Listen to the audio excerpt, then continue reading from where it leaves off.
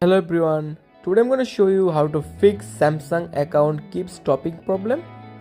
Okay, let's start the video. Now follow my all steps. I have solved your problem. Now first open your phone setting.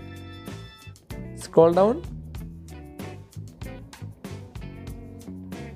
Tap on apps. Now tap on three dot icon. Now turn on show system apps.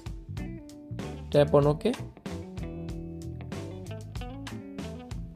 Now search Samsung account.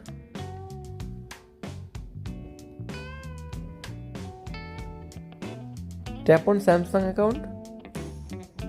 Tap on force stop. Then OK. Scroll down. Tap on storage. Tap on clear cache.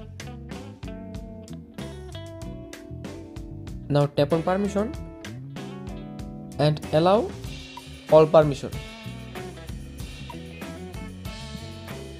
Now restart your device. Tap on restart. After restart your device, open Galaxy Store. Now search Samsung account.